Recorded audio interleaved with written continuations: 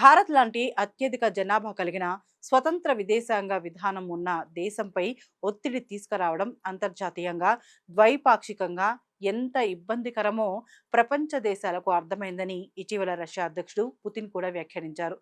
రష్యాతో దశాబ్దాల తరబడి ఉన్న నమ్మకమైన దౌత్య సంబంధాల ఆధారంగా భారత్ ఎప్పుడూ శాంతినే కోరుకుంటుంది. కానీ అమెరికా మాత్రం ప్రపంచాన్ని తన నియంత్రణలో ఉంచుకోవాలనే పాతతరం ఆలోచనలతో ముందుకు సాగుతుంది. ఒకవైపు ఇరాన్తో ప్రత్యక్ష యుద్ధానికి దిగుతూ ప్రపంచానికి ఇంధన ముప్పు తెస్తున్న అమెరికా, మరోవైపు ధరలను నియంత్రిస్తున్న భారత్పై ఆంక్షల కత్తి ఝుళిపించడం ప్రపంచ దేశాల్లో తీవ్ర అసంతృప్తిని రగిలిస్తోంది. ఈ రకమైన ఏకపక్ష ఆర్థిక ఆంక్షలు, సైనిక దాడులు మరియు బెదిరింపు ధోరణుల వల్ల అమెరికా తన మిత్ర దేశాల నమ్మకాన్ని కూడా కోల్పోయే పరిస్థితి వస్తుంది.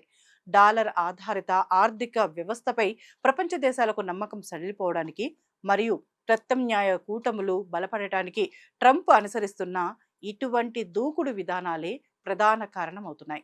అగ్రరాజ్యపు ఆధిపత్యాన్ని ఇలాగే మొండిగా కొనసాగిస్తూ అంతర్జాతీయ వాస్తవాలను గుర్తించకుండా అనాలోచిత నిర్ణయాలు తీసుకుంటే భవిష్యత్తులో ప్రపంచ వేదికపై అమెరికా ప్రభావం, వ్యూహాత్మక పట్టు ఖచ్చితంగా తగ్గిపోవడం ఖాయమని అంతర్జాతీయ విశ్లేషకులు స్పష్టం చేస్తున్నారు.